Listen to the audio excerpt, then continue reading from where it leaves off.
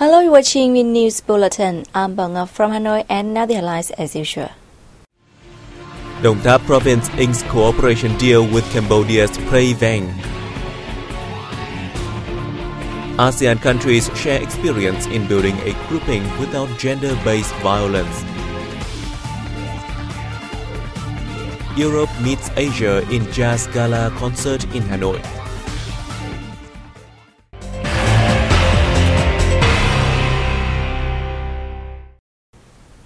On May 10th, the Mekong Delta province of Đồng Tháp and Cambodia's Prey Vang province signed a cooperation agreement for 2016.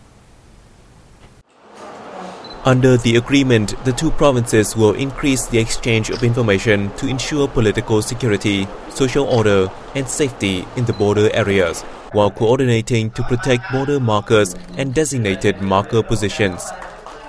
The agreement also aims at facilitate agricultural production and the travel of local residents in the border areas, as well as promoting the cross-border trade of goods and trade services. In 2015, the cross-border trade value between Đồng Tháp and Cambodia reached $75 million. Đồng Tháp supplied more than 30 million kilowatts per hour of electricity to Prey Vang and organized free health examinations for poor people in Prey Vang. The Vietnamese province has also provided financial assistance to 126 Cambodian students who study at the University of Đồng Tháp and the Đồng Tháp College of Health. The two provinces have also completed the planting of border markers with 16 markers in 10 positions. Representatives from non-governmental organizations of ASEAN countries shared experience in policy advocacy and action plan building towards an ASEAN without gender-based violence during a two-day workshop which opened in Hanoi on May 10th. According to the participants, ASEAN has seen significant progress in addressing violence against women in recent years. Most ASEAN member states have enacted dedicated national laws on violence against women and domestic violence, while some have developed national action plans to support the implementation of laws and policies. However, a survey conducted by the Institute for Social Development Studies revealed that 98.57% of domestic violence cases in Vietnam are not reported and sink into silence. 1 in 3 women has experienced violence by their spouse within the past 12 months. According to the UN statistics released in 2014, Vietnam's economic losses due to gender-based violence amounted to 1.41% of the country's gross domestic product in 2010. It also showed that women experiencing violence earned 35% less than those not abused.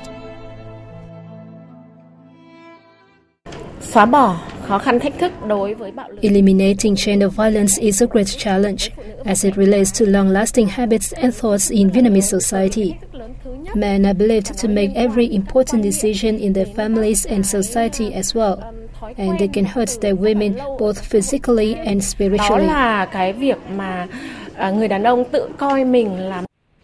At the workshop, participants stressed the role of non-governmental organizations as a bridge to ensure effective enforcement of laws on gender equality. Sure, what we've done, as she shared with this study, is to look at how organizations are able to influence policy. And in reality, it is huge. There's lots of work that's happened in each country. One way that they really do it is around building evidence, and that's sometimes research to understand what the situation of women is. The Ministry of Culture, Sports and Tourism said it has submitted inter-ministerial regulations on domestic violence prevention and a national education program on family life to the government for approval as a basis for practical actions to raise public awareness on gender equality. The government will provide urgent assistance for farmers in the central provinces of Hà Tĩnh, Quảng Bình, Quảng Trị and Thừa Thiên Huế, who suffered losses from unusual massive fish deaths in April. Accordingly, family members of fishing vessel owners and workers working on vessels and fishing logistics households are each eligible for 15 kilograms of rice per month over the course of 1.5 months. Up to 5 million Vietnam dong, $227 will be offered to fishing vessels below 90 CV, which are forced to temporarily stop going out to sea. Fishery business owners and fishing logistics vessels are able to enjoy interest-free loans within 6 months to stockpile seafood from May 5th to June 5th.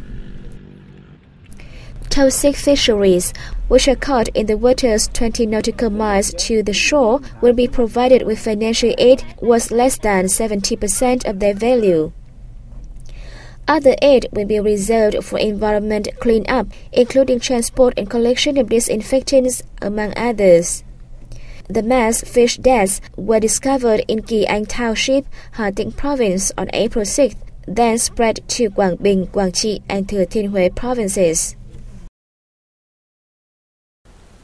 To date, drought and saline intrusion in Central Highlands and southern provinces have caused damage worth nearly $400 million. Now let's take a look. The Department of Natural Disaster Prevention and Control reported that about 433,000 households in these areas have suffered from water shortages for their daily life.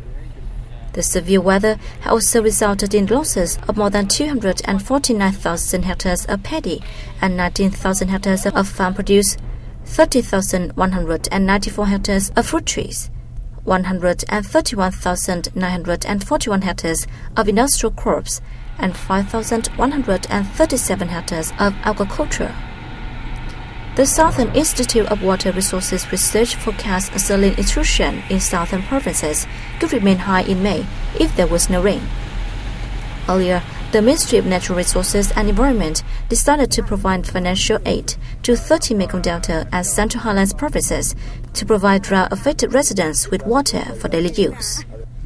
These provinces will receive $500 million, equivalent to over $20,400 apiece.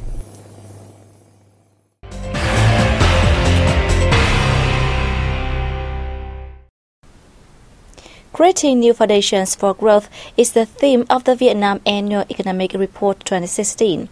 The report highlights momentums for the economy, focusing on public service reforms and improvements in the quality of economic growth. Authors of the report held that Vietnam's economic growth is likely to face a string of challenges in 2016, such as high inflation rate and increasing prices of healthcare and education services, as well as agricultural products due to severe drought and saline intrusion in the Mekong Delta region. Less attraction from the low-cost workforce and more dependence on FDI firms are also factors that hamper the country's efforts to reach the set growth target of 7% in the midterm. Besides macroeconomic stabilization, the report makes recommendations for the 2016 to 2020 period, including a switch of growth model, focusing on quality instead of quantity, public services reform, along with environmental protection. Vietnam is also advised to take full use of opportunities offered by international integration.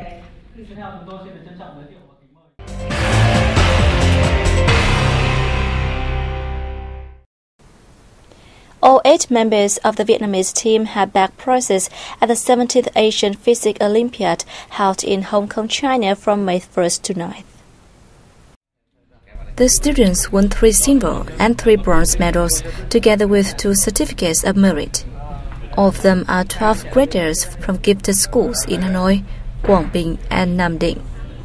Notably, 4 out of the prizes, including 1 silver, 2 bronze medals, and a certificate of merit, went to students from Lê Hồng Phong gifted school in Nam Định province.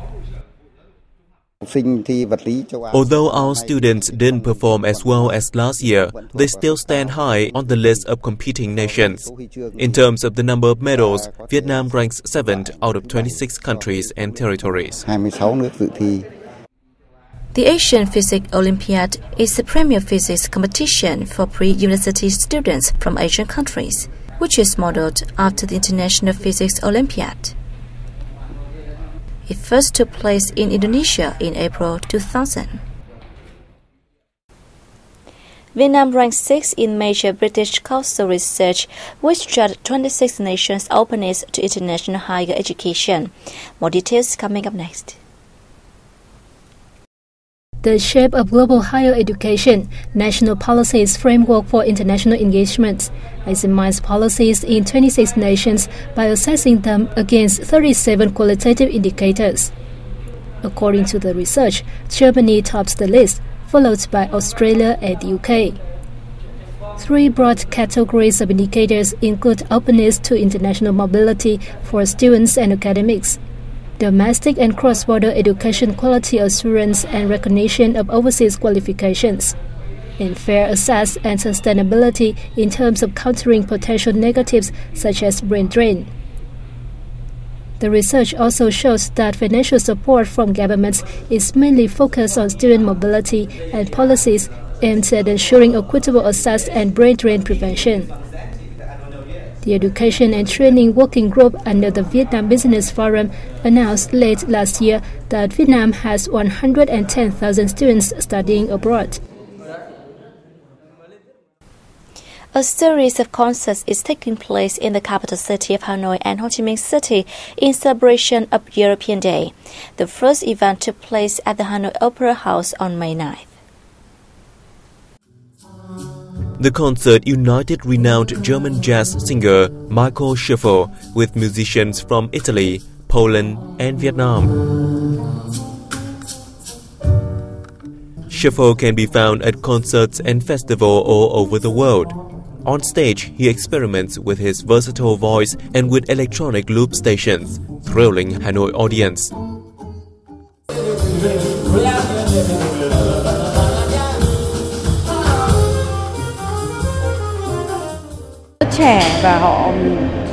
They are so young and have a great love for jazz. I see the beauty and seriousness in the style. Nghiêm túc và trông họ rất tri thức. Cái điều đầu tiên mình muốn hướng đến nó I always look to a joyful and exciting jazz. I remain eager at every time from practice to performance. Hào hứng mà nhất là làm việc với những người nước ngoài thì càng. The gala concert highlights multiculturalism in jazz, showing how music brings people closer together regardless of their culture and languages. A similar event will be held in Ho Chi Minh City on May 11th.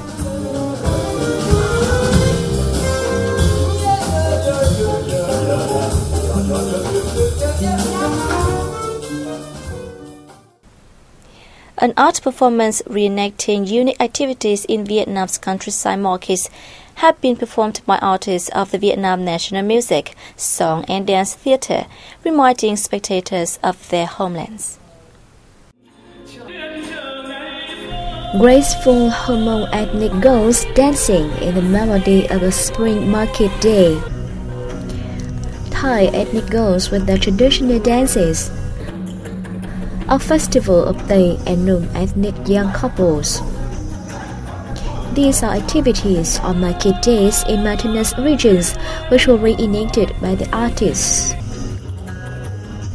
The performance takes the audience on a journey to different markets in different areas across the country with unique cultural characteristics apart from normal trading activities. The performance is suitable for spectators at my age.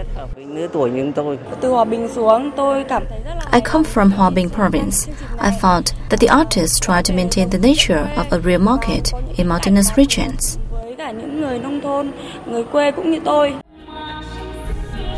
The show, the second of its kind, was part of the theatre's program to bring real national cultural values to the audience through the images of countryside markets.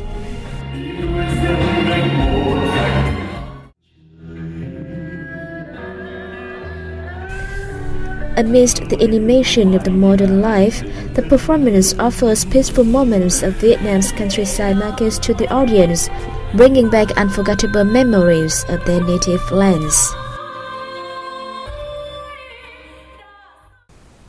And that has wrapped up our news bulletin. Thanks for joining us, and goodbye for now.